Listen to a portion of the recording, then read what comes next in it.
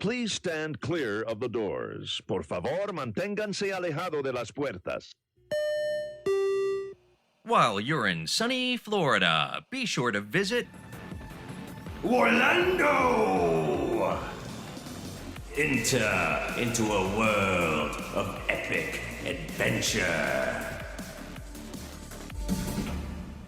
Hello and welcome to WARlando. This is your host Adam, and the co-hosts with us are Nicholas. Hello. And Mark. What's going on, everyone? Here we are, a new episode of WARlando. It has been a long time since we've done this. It has. It feels like forever, but only a moment ago. I don't think time has any meaning anymore. Time is meaningless. Yep. It was March was the last time, I'm pretty sure, that we did this. Wow. That feels like 7 years ago. It does. 7 years ago and just yesterday. Yeah. All in one. Time is totally meaningless. I know. Yeah, it's been so crazy. I think that a lot of things happened that kind of had us just kind of shut down. Because of COVID, because everybody's worried about the coronavirus, for the most part, we stopped playing games. Yeah. Mm-hmm. Games Workshop stopped putting out products. Yeah. And so we just ran out of stuff to talk about because these are the things we talk about. Yeah. Right. That's true. But we're back now, and GW's back, putting out stuff in a hurry. All this stuff they've had planned is now finally coming out, and there's a lot of really cool stuff that's happening. Lumineth Realm Lords. Yeah.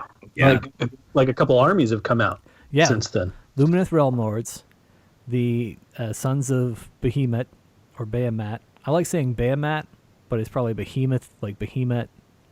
Yeah. What do you guys think?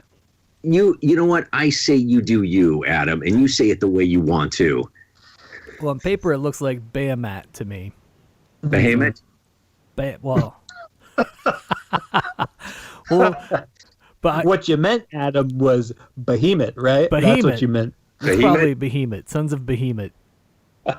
Because it's like Behemat is this this godlike giant from the age of myth in the Warhammer canon, and he was rival of Gorka Morka, and I think it was Sigmar himself that took down Behemat. Behemat. Let's just call him Bay. What's up, Bay? Yeah, I think it was Sigmar that took him down. And wasn't that after some corruption by Archaon? Oh, yeah. Didn't Archaon fight him too? Or was it Archaon that took him down? No. I think it was something about Archaon, corrupting him. And then, Sigmar stepped in and basically slew him. So, he maybe Sigmar didn't have such a big problem with him until it looked like Archaon might recruit him. Yeah, something like that. I'm going to have to revisit that whole series. Yeah, so... Yeah, we read it 5 months ago. Right. You know what, Nick? This week has been the longest year ever. Yes. The Lumineth Realm Lords. Mm-hmm. Those scare me. I don't have any armies that do well against shooting, and they've got what's supposed to be potentially the most devastating shooting army in the game. So you tell me about the bows. What was it about the bows that were so? Yeah, scary? I would say they probably have one of the worst, or probably one of the most devastating shooting. I think there's a few pretty close, kind of you don't want to face any of these in shooting. But I think what makes them really scary is they have two profiles for shooting. It's 18 inches or 30 inches. Mm-hmm. 18 inches, I think you can hit easier or wound easier, and then the 30-inch one, it's not as easy to hit and wound.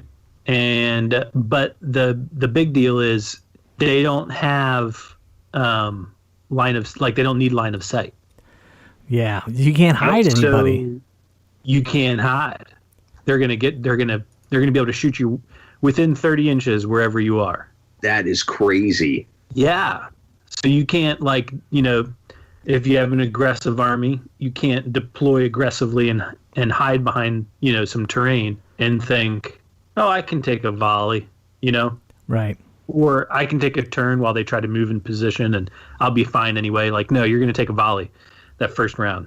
With 30-inch range, you have to deploy all the way on the back of the table. And if you're an army that needs to get across the table in a hurry, you might as well just deploy right on the close edge because you're gonna take a volley. Like you said, you're gonna take a volley no matter what you do. Right. And it's not necessarily the to hit to wound that's so devastating about it. Although, like if they get buffed up, they're going to hit quite a bit. But because I don't think they do like any rend, or if they do, it's like -1. The big deal is that on a 6-up, they do mortal wounds. And then every unit is a wizard. And so their spell, if they get it off, turns their 6-up to a 5-up. Then, like the card-drawn overlords, where card-drawn overlords have the ether gold. Yeah. The Lumineth realm lords, their units have what they call ether quartz, which are this currency you can spend, and then pick from a series of things to do, and you can choose to like re-roll hits. So you just line up your archers, you go for the 5-up to get mortal wounds. If you miss, you spend the ether. I mean, you decide that beforehand. So you spend it, then you re-roll all the hits that didn't get 5-up and see how many more 5-ups you can get. And you just rain mortal wound shots down on whoever you want. So for armies that have good armor, they'll just tear through it. Yeah. 5-up wounds. Like most of the time, if you got really good armor, you don't normally have an after a mortal wound save as well. So yeah, that's really ugly. So those can be, yeah. So like against Fire Slayers, who I think they can buff up to like a 4-up save, or not a save, but like a 4-up negate wounds, and like mortal wounds. I think those guys will survive. I think your buffed up witches will probably do pretty well because they get a 5-up shrug, right? Yeah, well, you have to, if you have that one particular War Scroll battalion, or the one temple, Hagnar Temple, you get a 5-up, but only if you're within so many inches of your general. Yeah. So if you spread out at all, you're not going to get the 5-up. You're stuck with the 6-up. Gotcha. Okay. Yeah. And still, like with that amount of shooting, you just 30-inch range. You don't spread it out. You put it all on that person that's given that buff. Mm. You put it all on the general and just delete the general turn 1, and that's when the Daughters of Cain start to crumble. Once that general's gone. Right. That pulls them together. Yeah. So some people run like 60 of these archers. So you got 60 shots just like raining down. And then you get to re-roll all the misses, and then like just point and click at something. And so I think they're, I think people that get the 5-up or the 4-up shrugs are going to do okay. Trolls. Great. I think, like a troll army, I think would do all right. Speaking of the trolls, there was a War Scroll battalion troll army in the last White Dwarf. I don't know if you got a chance to see that. Yep.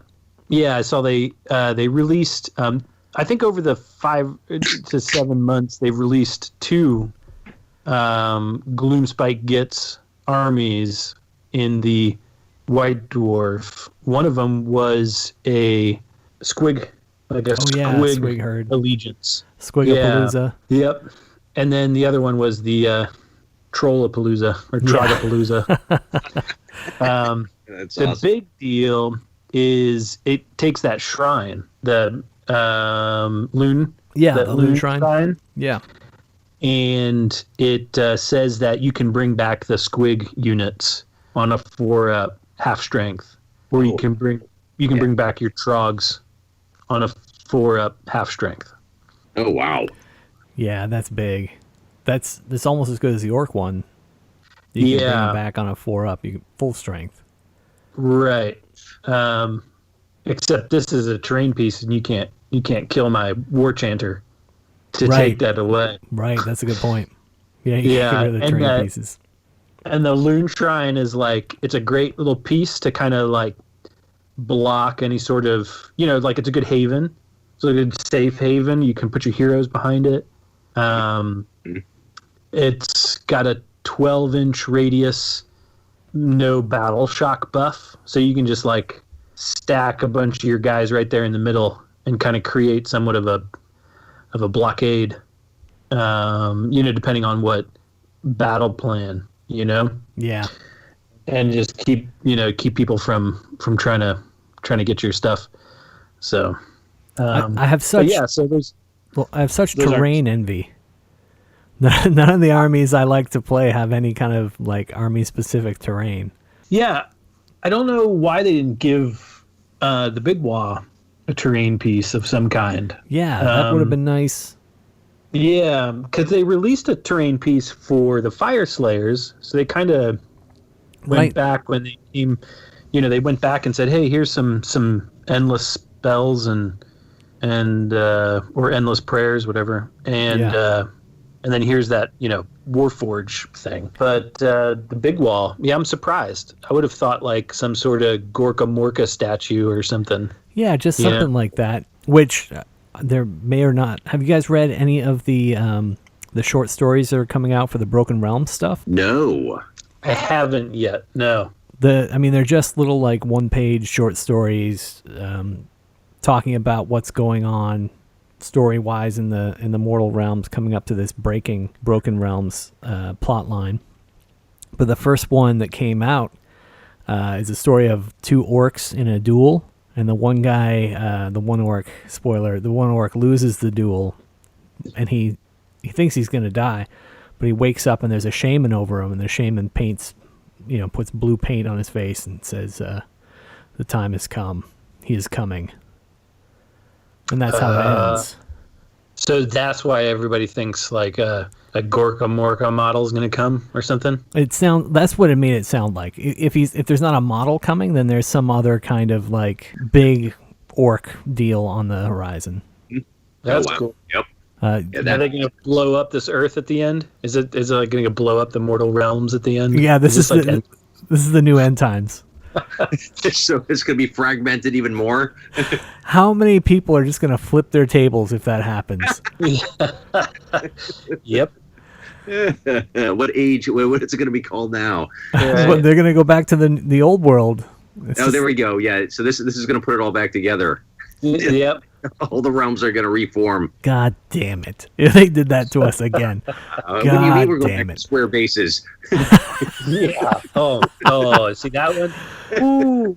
Oh my God! Is that what they need? They're just their bottom line is just sell more bases. We gotta sell more bases.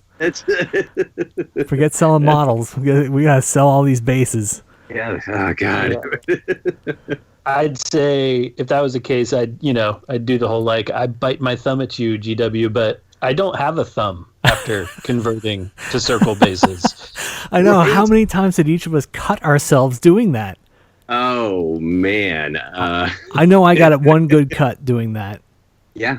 I spilled lots of blood doing my corn army. So yeah, there's just no good way to get in there. You gotta get the blade underneath there to separate them from that square base, so you can glue them to the round base. God damn it! I'm years of people telling me never cut towards yourself, and I'm well, how else am I supposed to do that? There's no good way to get leverage.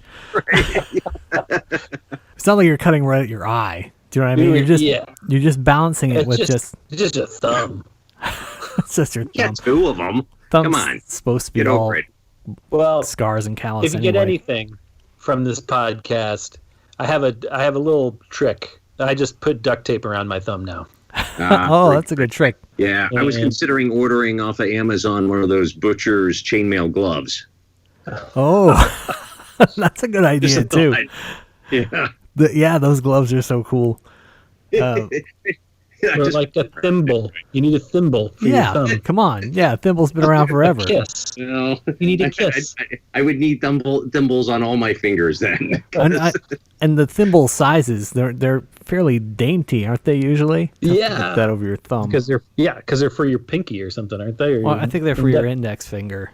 So you hold the fabric and you're pushing the pin through the fabric towards your finger. Ooh, maybe that's like if we came out with these like styled thimbles, but like war thimbles. Yeah. They were like helms. Yeah. Well, thumb helms. I've been trying to come up with on it. Yeah. I think I figured out what we're gonna call it. Thumb helms. This is it. This is our claim to fame. You heard it here first, people. This is how we make our fortune. I love it. No more cut fingers. What are they called, Nicholas? Thumb helms. Dun, dun, dun, dun. Oh, yeah. We're doing this. I like it. Well, I've been thinking about, because I got the 3D printer, I've been thinking about how do I profit off of this? I'm going to start printing some thumb helms. Do it. Do some prototypes. Do some prototypes. Yeah. So, Broken Realms, that's the big thing on the horizon. So if you're listening to this and you haven't heard about it. Well, and where did you read these stories, these little one-page? Warhammer community. The community page is on. Okay, very good. And they actually wanted you to register for it. Yeah? So, like, you register, you just enter your email and say, yes, I want these short stories sent to me. So they're not going to be in the regular Warhammer community. They're going to be sent, like, directly to people. Because right in your mailbox. Yeah, or there's probably a link where you can go to brokenrealms.com or something. Oh, that's awesome. All right, very good. Cool.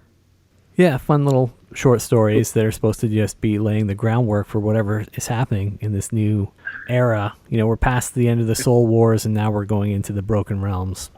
Man, I love it. I love it. Do you remember when we were bitching that there was nothing, like no concept of what this world was all about? I know. That's when we started out. We started out like... Yeah. We're like, where the hell are we? What is this even? Yeah, now they're really fleshing it out. Finally, they're fleshing it out. Yeah. That's good stuff. They're doing a pretty good job. Yeah. I gotta say. I'm enjoying it.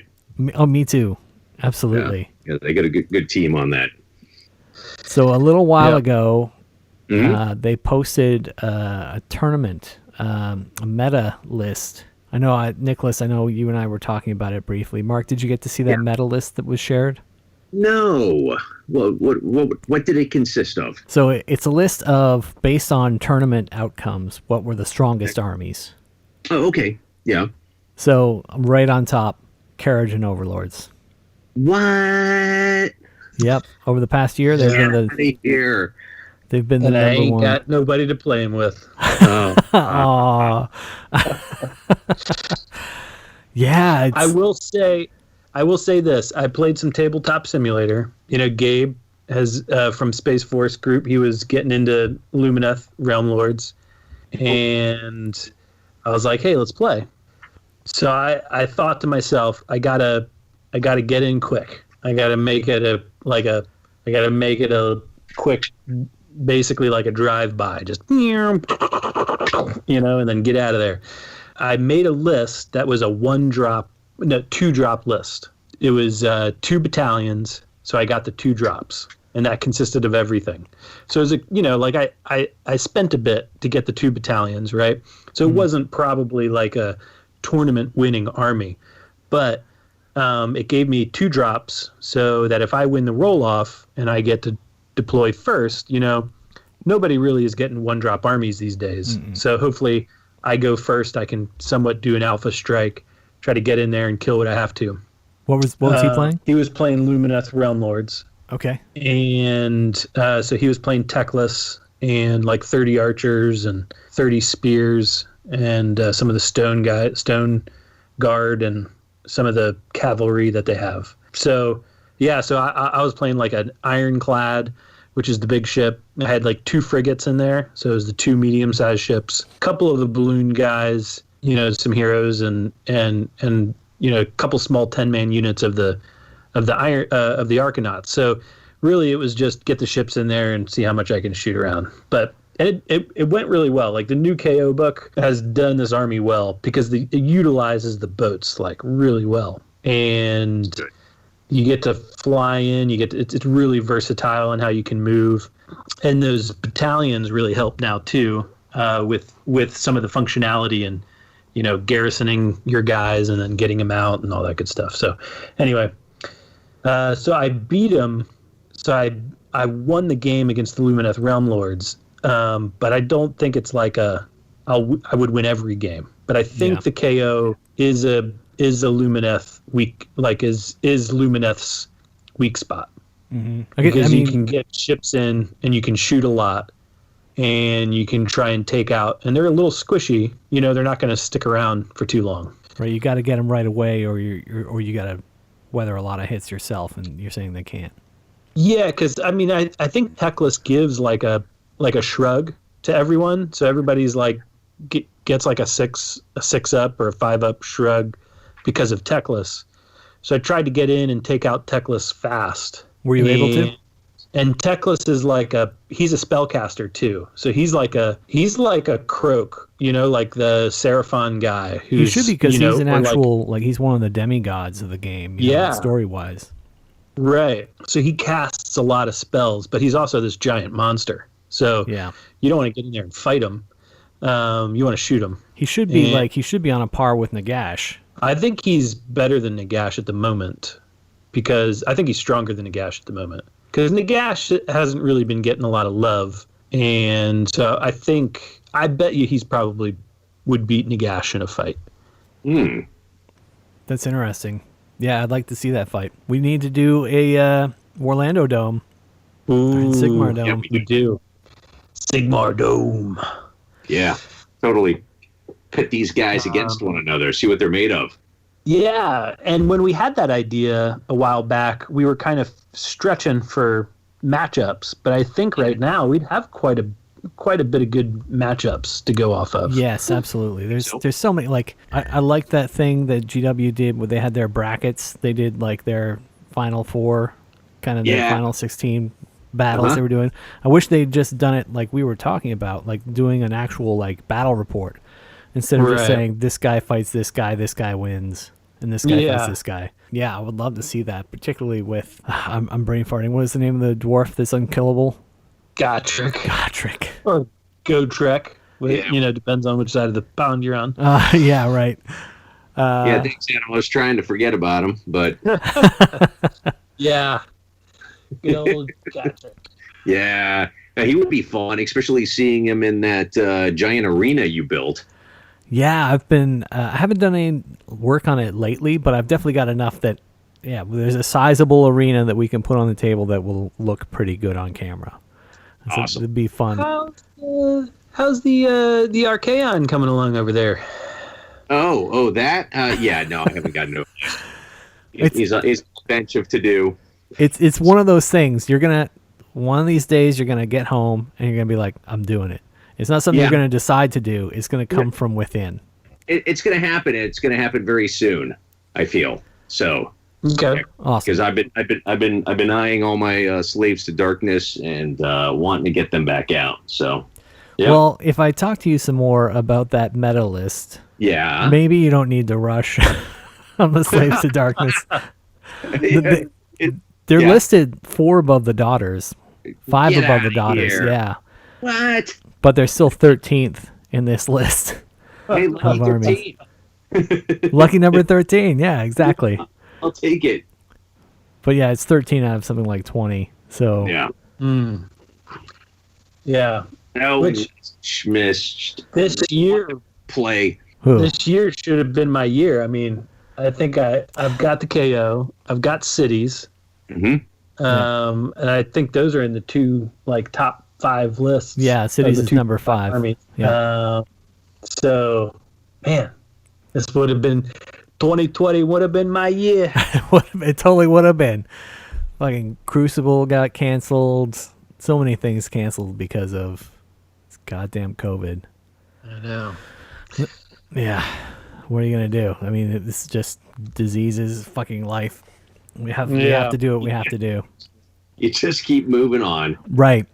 And Yeah. I've got precious loved ones that I don't want to put myself out there more than I have to expose them. So I know there's been people out there playing games, but I couldn't put my loved ones at risk and in good conscience go and play those games. It sucks. Sucks missing out. That's totally understandable. You're doing the right thing. So I wouldn't be too concerned about that. So. But we've had some game fun. I mean, we got through our Star Wars campaign for Star Wars RPG. Yeah, that was a blast. That was twisted. That was really twisted. It was great. We should do another, like, I know we were talking about it, but we should do another night where we just kind of recap our adventures, Star Wars adventures. If you're listening to this and you want to know more about Star Wars, the Star Wars RPG, send us a message and tell us, talk about it. I want to know more. And if not, then that's fine. Yeah. Then we'll probably talk about it at least once. Yeah. And if you don't want to hear about it, you can skip that episode. Yeah. There you go. Or listen to it anyway. But, yeah. So, now we're off to another D&D campaign, which is cool. Very I'm cool. excited. Yeah, we'll have to do we'll talk up that once we get going, because Matt, our DM, he's so gung ho about it. He just loves DMing, so I'm so grateful that he does. Mm-hmm. Yeah. So it's gonna be fun. This one's gonna be fun. It's gonna be interesting. If we survive past the second session. Well, he did say make sure that you had another character in mind. I didn't know what he meant by that at first, but yeah, but that's the typical kind of DM trick. Make sure you have a second character ready to like typical thing to kind of get you stressed out about it. Get out of here. So, Nicholas, anything else you want to say about the Lumineth and how cool they are? I think, like, I'm torn about their aesthetics. Oh, really? I like the archers. Like, they actually, like, this is the first model, I think, that they've actually put in, like, bowstrings for. Yeah. And it's not just one bowstring, it's like 3 bowstrings. 3 bowstrings, right. So they just, like, tripled down on that. So I think that's cool. I like the aesthetics, except I'm not a big fan of the bullhorn, like the bullhorn head on top of the eye hat. That seems a little odd to me. Like, not something that I typically associate. Like you would think it's really top heavy. They would probably be like, straining their neck a lot. So it kind of feels just a little weird, like a little over the top. Yeah. They're Minotaur guys. They're Avalanor, Stoneheart King, and the Alarith Spirit of the Mountain. Those guys are pretty cool. I like the top half of them. Yeah. They've got those really skinny legs. Seems a little weird. Yeah, like the skinny legs, kind of like it's a cow mixed with a deer. Yeah. And so it's a little kind of like, it kind of gets a little puny as it goes down to me. Yeah. I know what you mean, but I can see their design head splitting, trying to like make this work. It's like a Minotaur, but it's a skinny Minotaur because it's elvish. Yeah. Like I kind of think of it as like the hipster. Like there must be a modeler, and I mean, great. They do a great job. Like, they're beautiful. Like splitting hairs here, right? I mean, for me to get this picky means they're doing a great job. But I feel like it's the designer. I wonder if it's the same artist or art sort of style as like the Vermin Lord, where the Vermin Lord kind of goes into these like deer legs a little bit, or like these demon hooves. Yeah. And it's not like, to me, it's kind of like skinny jeans, like all this, we go skinny jeans Vermin Lord, and then like skinny jeans, cow. My favorite model in that range is the Light of Eltharion. That's the warrior. That's the hollowed out floating armor. Yeah. Yeah, Mark, that have you is cool. seen him? You like that one? Yeah, I really like that one. Yeah, he's really cool looking. I love the thought of that kind of like fighty hero on the battlefield. I wish we had more incentive to put those kind of heroes out to just run across and have like, hero battles, you know? Yeah. I don't know how many people are actually running him in their army, but he's really cool. Yeah. Yeah, he is a really neat model. I like that one. They did a really good job on that. What do you think of the techless model?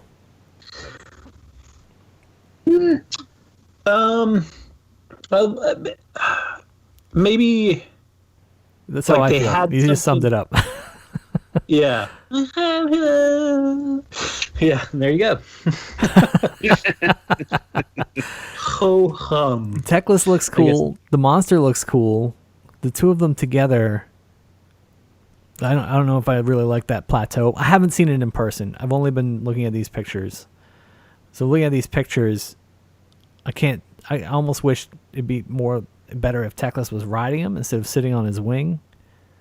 Yeah. I know he's hovering in front of his wing, and that's just how the pose is. And it's a great idea. I'm just not sure how much I like it. I have to see it in person. Yeah. I bet you there's probably a little bit of that.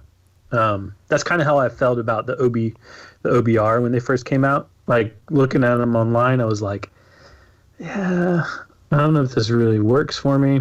But then when I saw them in person, it was like, oh yeah, these guys are cool. Yeah. But yeah, they are. I guess for me that techless model, like the beast, it's just like the pose just kind of seems like meh. It's a little awkward. Yeah. Now. Yeah. I mean, it's cool, but yeah, the pose is a little awkward. It looks like the Sphinx from the Flying Dragon. You remember it? Looked like a Shih Tzu. Never ending story. What? Oh yeah. Oh, the never ending story. No, like it looks like the Sphinx he has to walk past, or else he's gonna get zapped. Yep, shooting the bolts out at him. Yeah. Yep. You're right. Yep. And he's just like diving off of it. What's going on? Yeah. He's not even riding it. He's like, yeah, he's like bungee jump off of him. I want to know how sturdy it is too. Like how much reinforcing would you have to do to keep that wing on there? Lord, yeah, it's a lot of paper clips. Yeah, drilling. So much paper clips and green stuff to keep that wing on there. And so his pose is kind of like is all right. You know, he's kind of got this very commanding pose, like he's gonna cast some big spell on you. You know, and then the little Sphinx behind him is like, you know, like yeah. Okay. For some reason, I see him. He looks to me like a big like rock and roll drummer at an arena show, like holding his drumsticks up. Yeah, like I'm ready for him to play "We Will Rock You." Boom, boom, yeah, boom, boom. Yeah. So that's the Lumineth. There. I mean, it's so great to see high elves back. Yeah, in a real way. That is good to see. Yeah. Do they even still use the term high elf and wood elf and dark elf anymore? Do these guys have a keyword high elf? I'm going to look real quick. No, they probably just have the term elves or elves, right? Elves. Elves. And then they're probably just Lumineth realm lords or something. Yeah, that's probably it. Yeah. You can't copyright high elf no, or dark elf. You can copyright elf. Elf. Yeah. Elf. Yeah. They are really cool. I'm looking forward to seeing them on the table and playing some games against people and getting pissed off when my shit gets deleted by those bows. Yeah, it'll probably be I don't imagine a 60 archer or plus army is going to be fun to play against. No. I that's see that. But they changed the way the game is played, like I like seeing. I don't want it to be a rock, paper, scissors thing, where I have this type of army and it will always lose against this type of army. Mm-hmm. I hate to see that in this. Like if I'm playing Daughters of Cain, am I going to lose every game to the Lumineth?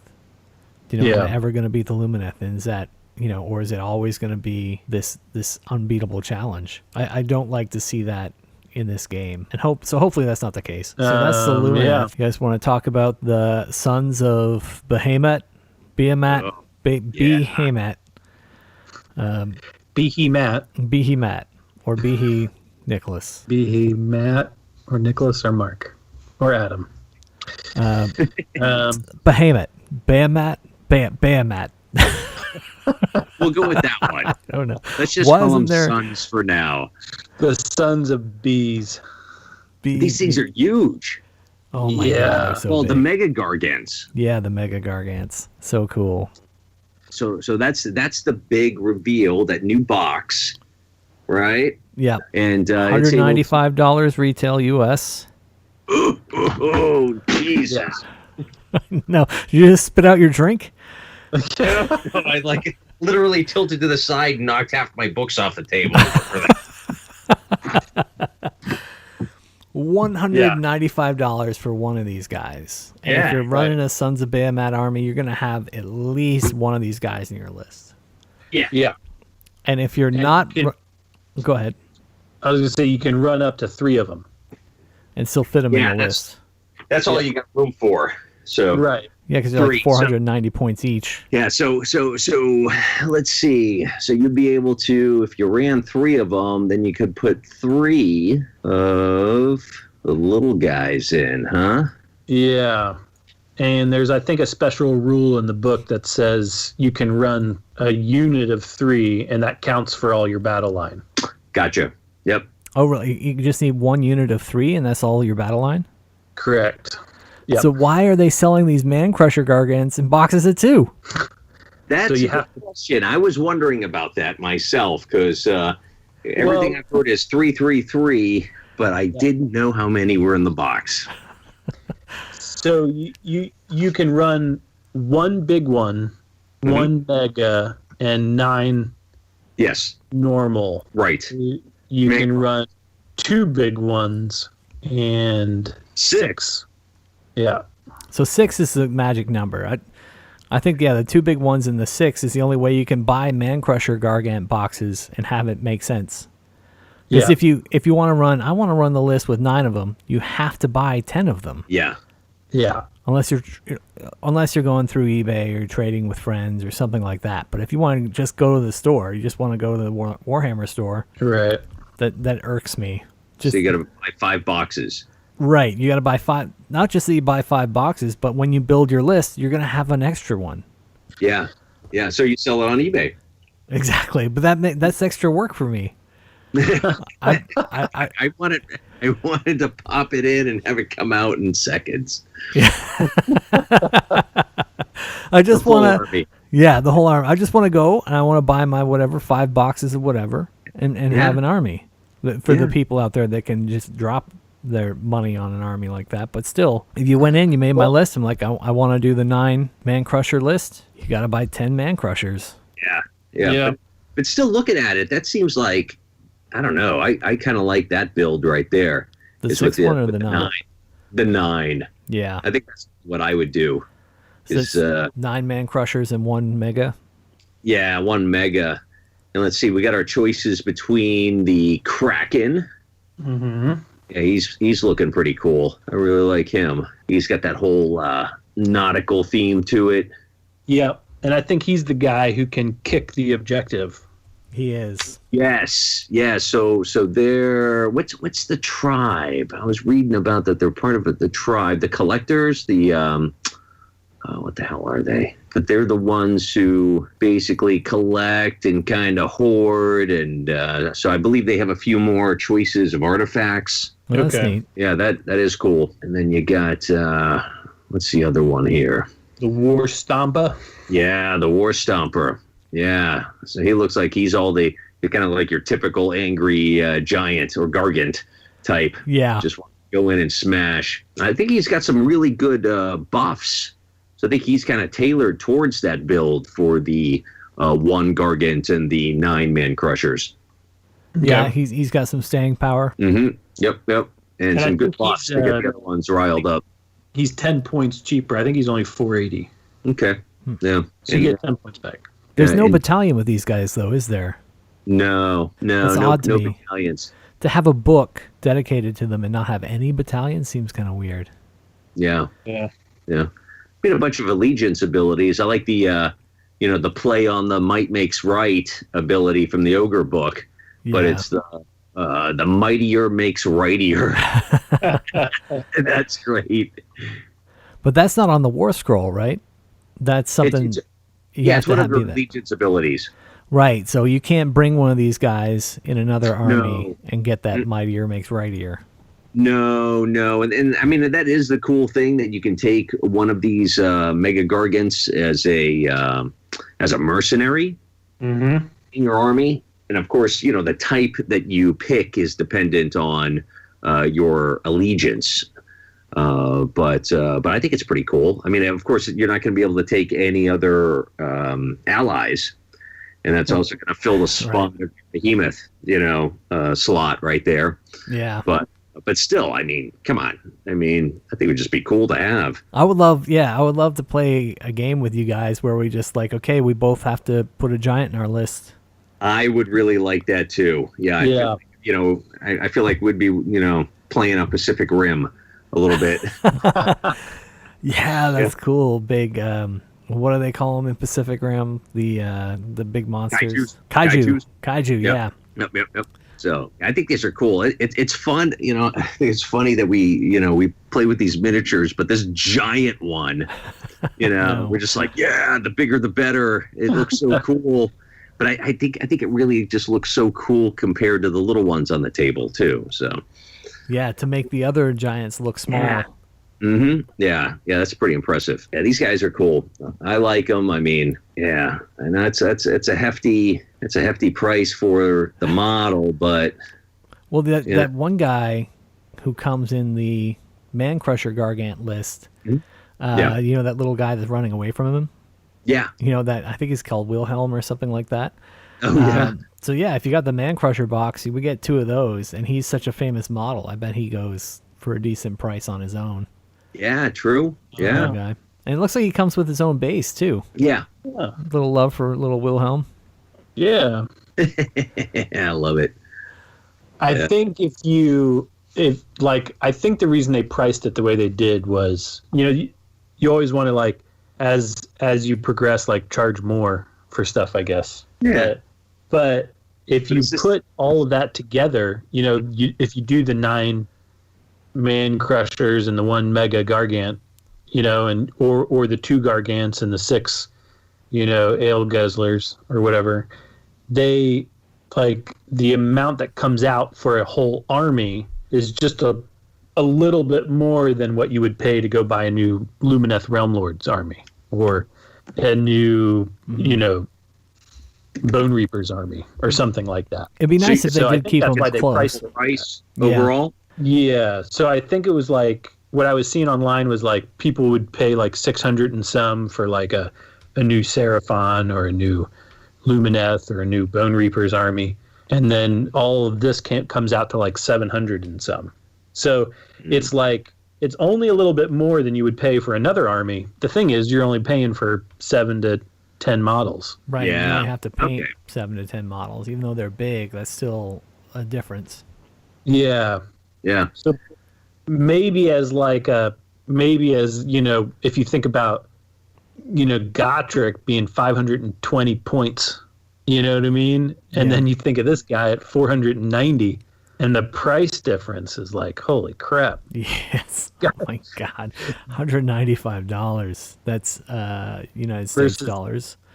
Yeah. Phew. Versus $30 for Gotrek or something, So, you guys, Nicholas, you showed me that site for a 3D designer named Duncan Shadow. Yeah. So I bought some of those 3D designs, and I've been printing those. And they are huge, and they are beautiful looking. So I think I am going to try and do a Sons of Behemat army using all of this Duncan Shadow's 3D models. oh, incredible. Okay. Yeah. Awesome. All right. So do they have any Man Crusher sized? They're all that size. Or like he has several models that are that size.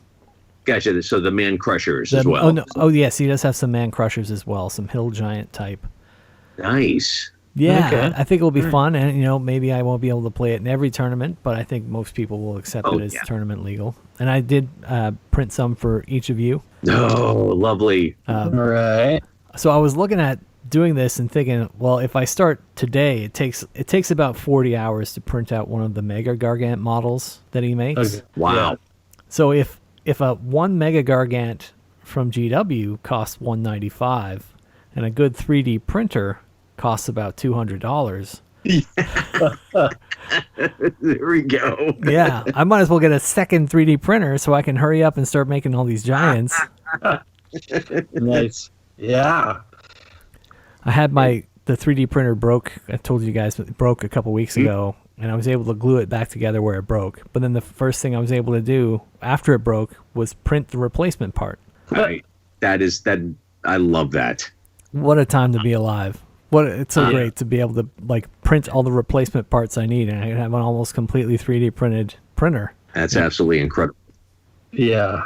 That's great. But yeah, so Sons of Behemat, I'm looking forward to getting some of these on the table and playing some games with them. It's so much fun. You were talking, Nicholas, about what's your favorite thing about the Kraken Eater? What was my favorite thing about the Kraken Eater? Or the one thing that we've talked about the most that I thought was the coolest anyway was that they can kick an objective. Oh, kick the objective. Yeah.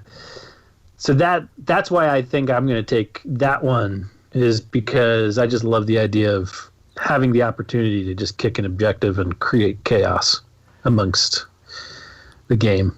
That's always fun in a game, when you get the chance to all of a sudden just like do something that is like just throws everything out of whack, and then everybody's got to react to it. I wonder if like Knife to the Heart, where you have to control the two objectives at the same time. Right. Just to be able to punt that to your side of the table. No, that would be something, and then just sit in between them. Yeah. Or just like one another. Punt the one that you're protecting way to the corner, and then you've just got a much easier chance, because these guys, the Mega Gargant, can count, like, I think up to, if you use the right abilities in the book, you can get them to count for like 30. Yeah, counts as 30 models. 30 models. Yeah. Yeah, I think it's 20 off the bat, but yeah, there is some special ability, I think, to bump it up. Yeah, and then the Man Crushers count as 15? Is that right? Yeah, I think it's 10, but with the special ability, 15. So.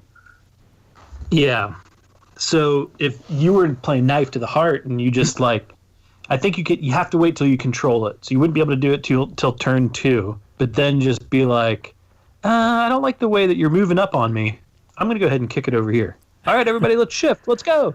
To the right, everybody, to the right. And then doing the electric slide. Yeah. Or think about the one that's kind of going to probably require an FAQ is the relocation orb. Like, oh yeah. Well, it depends on where it is, depends on where it goes. So yeah, once you've punted it once, based on where it was. Yeah, if I guess if you punted it and it ended up in line with where it could move, then you would go from where it is there. But I don't know. Yeah, that's a good question. I would love to know how some tournament organizers would play that. We should try and playing it out one time and see what happens.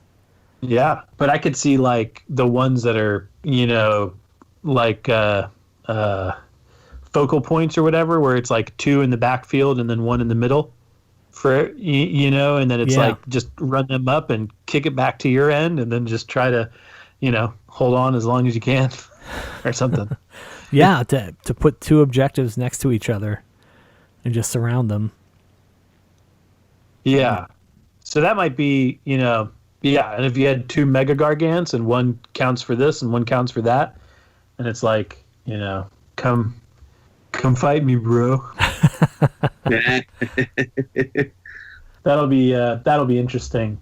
So I think I'm going to take that Kraken Eater with my Gloomspite, my Glitz, and I just like the idea of kicking the objective back towards my Loon Shrine, maybe.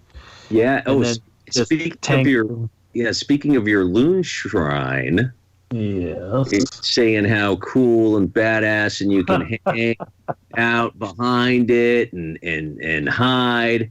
Now, what about the ability of let's see, what was it here? The gate breakers, right? Oh yeah, Don't they have the ability to destroy terrain?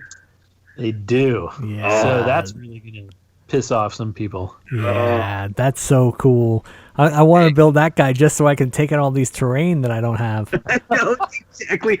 That's exactly what I was thinking when you said that, Adam. You're just going to build this to go around and just rage destroy. I know. I don't want to win games. I just want to destroy everybody's terrain. I think there is something to that, like walking away from a tournament where everybody was like, playing 5 games. They were all worried about this and that. You're just like, yep, I killed your terrain. I killed your terrain. I killed your terrain. Yeah, I might not have won the battle, but that Loon Shrine was destroyed. That Bone Reaper, Bone, whatever it is, thing gets destroyed. Yeah, like Pyramid from the Seraphon guys or whatever. Destroy that. That's got to make people think, too, when they're putting down their terrain. Now they're like, oh, I know I'm playing against the Gatecrasher. I have to think twice about where I put this thing. I can't leave it out where he can get to it. Yeah. Right. It makes people and rethink if you try their to game. say, hey, I'm gonna go ahead and put a screen here of my pitiful 10-man unit to try and block you from bum rushing it, and it's like they can just walk right over your guys. Yeah. Yeah, that's so cool. I like that. I like stuff that makes people have to think differently. Yeah. Changes your strategy can't be just straightforward. I do A and B and C, and that's the end of the game. You've got to think around what your opponent can do. I like that a lot. Yeah. Overall, these guys look pretty cool. So Yeah. Very cool. Yeah, I can't wait to see them on the table because that's going to look impressive as well. No, and I love that he's got handfuls of guys that the Gatecrasher does. He's got a bunch of people he's carrying around. Yeah, why not? And the War Stomper, what's his claim to fame? So he is, let's see here. One other thing about the Gatecrasher, too, he does something to people that are garrisoned. Oh. Yeah. I can't remember, he has an easier time targeting people that are garrisoned. So that's got to be really bad for a KO army. Oh, true, yeah, because he could totally take out those ships. He gets something where he gets to target people in a garrison. He gets some kind of bonus. I can't remember what it is. Here we go. Let's see here. It's called Breaking Down the Houses. I believe it adds 1 to the damage of man crushers attacking units in terrain or that are garrisoned. Mm-hmm. Smash down. Yeah. Add 1 to the damage. Yep. Is it just man crushers that get it, or does he get it too? So each unit of man crushers can destroy a terrain piece each combat phase. So it's like an ability that he throws out. So a full unit of 3 man crushers, they'd be able to do it on a 4-up. Oh. Yeah, so the add 1 to damage inflicted by each successful attack made by this model that targets a unit that is part of a garrison or is wholly within a terrain feature. So everything in a KO boat counts as garrison, right? Yeah. And he says, in addition, at the end of the combat phase, you can pick a terrain feature within 3 inches of this model and roll a dice. If the roll is equal to or greater than the smashdown value, which starts at 2 up, then it is reduced to rubble. All of its scenery rules are replaced with the deadly scenery rule. Ugh. That's so cool. Yeah, that's great. And I mean, so I played with this once. I played on Tabletop Simulator. I played against Gabe again from Space Force, and he was playing Seraphon, and I had never played Seraphon before. And I was playing, my Glitz, so I added him to the army. And I played what I have, except I just swapped out, what I usually play and put in the Mega Gargant. It was great. I mean, those things just moved. By turn 2, I was already on his side of the table. And by turn 2, since I got the double, I was able to charge behind his front lines. And because it's 10, I paid a command point to move 6. So I got a 16-inch move on the first turn, and then another 10-inch move on the second turn. So that's 26 inches across the board. Wow. And then I was in charge range to Zoom just it. go get them. So that was really cool. And they 35 wounds. You think is a lot, but he did end up killing it towards the end. Just as it gets a mass amount of attacks at it doing rend, they're just going to go away. But if I got to choose the realm, so I chose Gur. And if you play in Gur, then you can use a command point for the command ability, which is to allow your guy to fight at the top of his bracket, or whatever you call it, his wound, his damage table. So he fights at the top of his damage table. No matter how many wounds he's taken. That's really no matter cool. how many wounds. So he had like 5 wounds left, I think, his last turn. But I paid the command point so he could fight at the top. That's cool. So I think Gur is going to be a good one to choose as well for them because fight at the top. Yeah. Yeah, that's really cool. Yeah. And these guys are from Gur, so Yeah. So that works out. Hey everybody, this show was running just a little bit long, so we decided to split it up into 2 parts. If you're enjoying the show and you want to show your support, please click like and subscribe. We also have merch for sale. If you look at the show notes, you can find dice and t-shirts. Thanks a lot for listening.